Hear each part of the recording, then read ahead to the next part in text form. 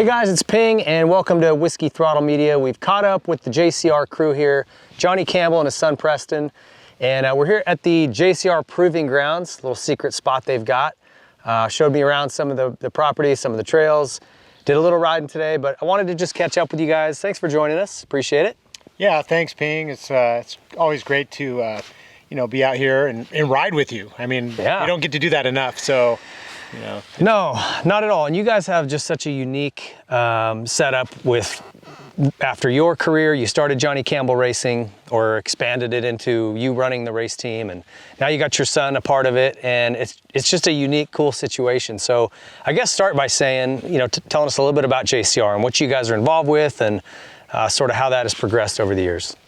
Yeah, well, it's hard to start with JCR if you don't go back to my Honda history, I've been with American Honda for over 30 years now as a racer and working on my bikes in the shop at a grassroots program that was actually in-house. And then as I, got older and it was time to start making decisions off the bike, I took on owning my own race team.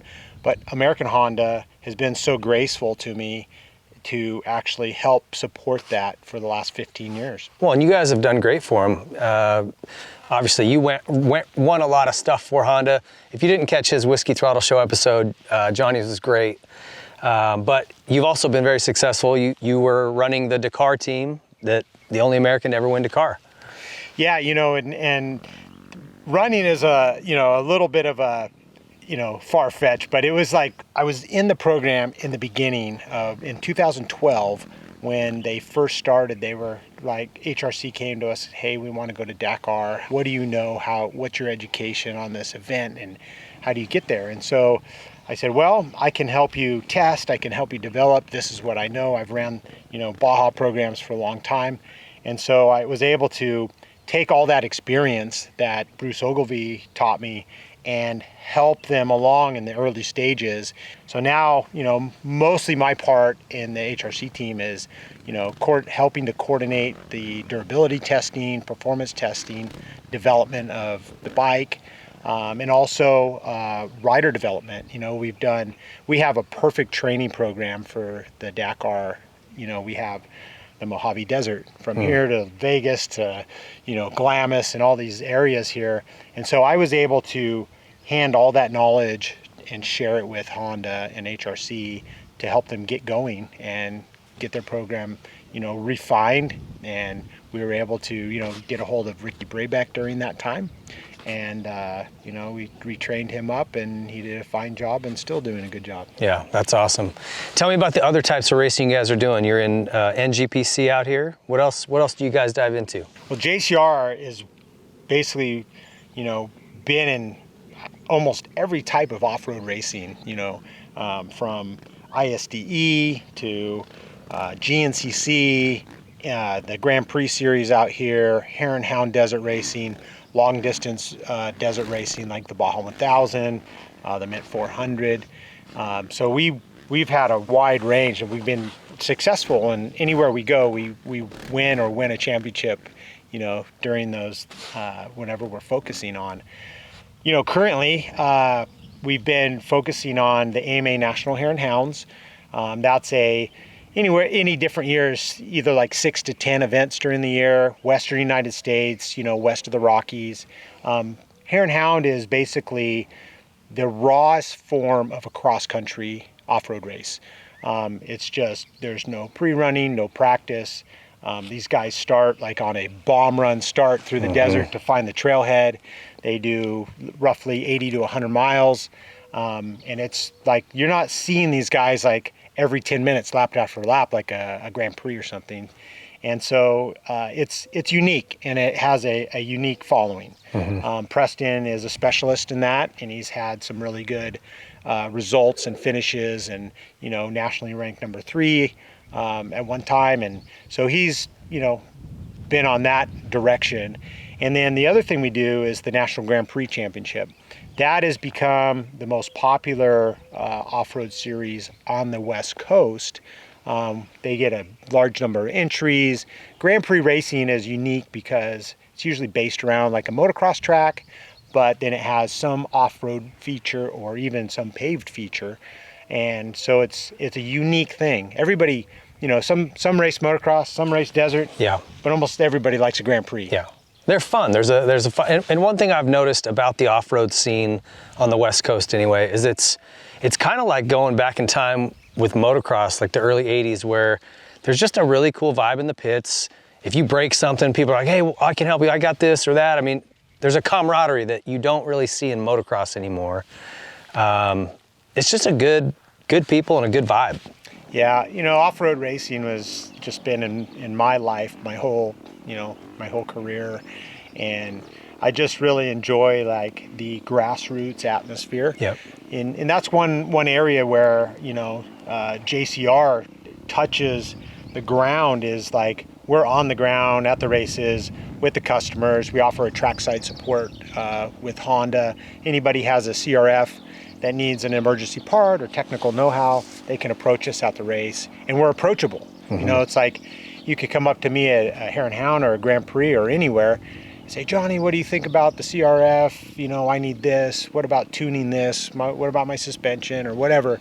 And we're there, and we can help you. You're not going to get that at a professional motocross or supercross level, you know, being able to approach the stars, yeah. you know, and say, hey, you know, hey, what do you think about my suspension? Should I do this or that, you know? You don't think you can roll out of the privateer pits up to Jet Lawrence and his mechanic and go, hey, can you guys help me with the suspension? Probably not happening. No, it's just a different vibe, you know, it's Yeah. a different discipline, and that's what we enjoy, because it is families, it is the customers, the guys that are actually buying and using the units that we race, that we help develop. And yeah, it's very relatable. And something I love about off-road, that as I get more and more into it, and I'm certainly an off-road expert, like I said, it's new for Whiskey Throttle Media, but we really are enjoying it. And I think it's something that just needs more of a spotlight shown on it. But there's so many disciplines. I mean, there's enduro cross, there's Baja stuff, there's Grand Prix, there's Hare and Hound, and every region you go to, whether it's the desert or the Northwest, very different, you know? So I really like that. You mentioned, Preston, that you're going to be doing the ISDE this year down in Central America? Yeah, in South America, in Argentina. Oh, in Argentina, okay. Yeah. So you've done one before. This seems like, again, another discipline, right? It's so weird the way they work. You were explaining it a little bit to me, and to me, the most stressful thing would be the limited time you have to work on your bike. And you said you got down to changing a moose in about a minute. Yeah, when you have it set up with the Rabiconda, you're able to, and you have like your helper in the pit can have your new tire, new moose already lubed, so you could push the old tire off super quick and remount the new tire and moose really fast. That's crazy, man. What is it about the ISD format that you like? I don't know. I think it's just a really unique event. You could, different country. I've never been there, and then there's no practicing or anything, but you can walk all the time tests the week before. Yeah, and then throughout the week you ride them over and over and always try to better your time. Yeah, that's cool. It's very interesting the way those are run. You had an accident not too long ago. A pretty big one, huh? Yeah, about a year ago. Yeah, almost a year ago to this week, I broke my back and had to have surgery. I got 12 screws, 2 rods, and didn't ride for 7 months. Had to do a lot of rehab and recovery. Yeah. And started riding again into December, and Everything's all healed up? Everything's all healed up. I'm always a little sore and always trying to stretch and trying different stuff to make it feel the best it can. But yeah, it's almost normal. It's not 100%, but it's close. It's close. Yeah. What's kind of coming for the future? Obviously, you have ISDE. What's next? You still doing the Hare and Hound? Yeah, Is that doing the Hare and Hounds? Running 5th in points right now. So main focus is that. Do ISDE in November, and then hopefully do some bigger off-road races, some long distance races. Yeah, and what's different, you know, between some of those disciplines, Johnny? Like, how would you describe, let's say, the Mint versus a Hare and Hound versus an NGPC? Yeah, it's you know, off-road racing is a bunch of different disciplines, right? And there's guys that are real, and you kind of be a specialist. You kind of develop to be a specialist, whatever you grew up in or whatever your passion's for. Some guys, for instance, you take, you know, guys like Larry Rossler and Ty Davis and Kirk Caselli, and you know, a lot of those guys are really good across all the different disciplines, you know, and so it's unique to see guys that can do that, you know, very talented guys. But you take a Hare and Hound in the Mint, okay? The Mint is a 400-mile race across the desert where you start one bike every minute or every 30 seconds. And so you're on time. And so, yeah, you're gonna, you know, you may have some going back and forth and whatever, but you have a pitting strategy, and it's a long desert race where like, and it's very high speed. Where like a Hare and Hound, you're gonna all line up in the same row, and the start's radically different. The starts are sketchy. Yeah, yeah. Gosh, I mean, out of any discipline, the Hare and Hounds are the sketchiest start of all, for sure. Yeah. But in a Hare and Hound, it's like two or three different loops you never see twice, and then, or it might be a point to point. Okay.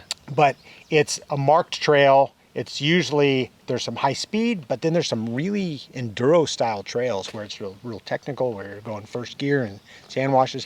Where in a bigger off-road race like the Mint or Vegas Torino, you never see those. It never tightens up. No, it's like, it's roads, it's long, it's high speed. You're averaging 50 to 60 miles an hour, where Hare and Hound might be like 30 to 40 miles an hour.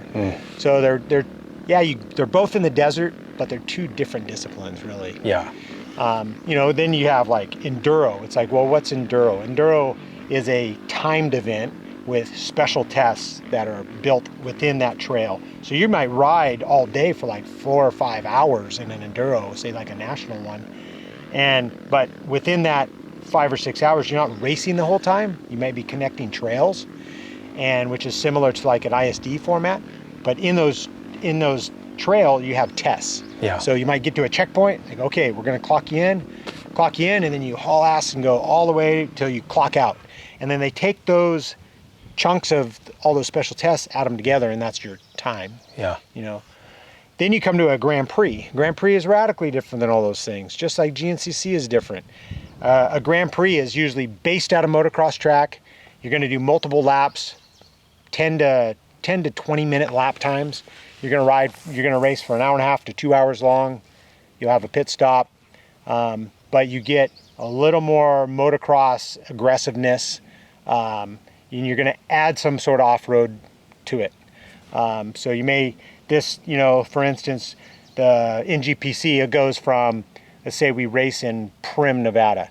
Well, in Primm, Nevada, it's like you have an off-road truck, short course truck track, you have some sort of little motocross section, then you have some high-speed desert, you know, and maybe a little pavement strip, you know. So that constitutes like a Grand Prix, where like you might go to Havasu for a Grand Prix, and it's going to be really based around motocross, but then you're going to have these natural hills and it's sandy. You're going to ride along the lake, and so that's what's unique about the Grand Prix, is that you have different types of disciplines kind of all packed into one. Sure, a lot of elements. Yeah. What about the difference between GNCC and racing out west here? I always thought it was interesting that you'd have guys from the GNCC come over here and they couldn't win. Even the most dominant guys would struggle, and vice versa. Yeah. Our desert guys would go over there and go, whoa, yeah, what are these tree roots and you know, all this stuff? Yeah. Oh, the difference is like the dirt, the speed, and the roots. Yeah.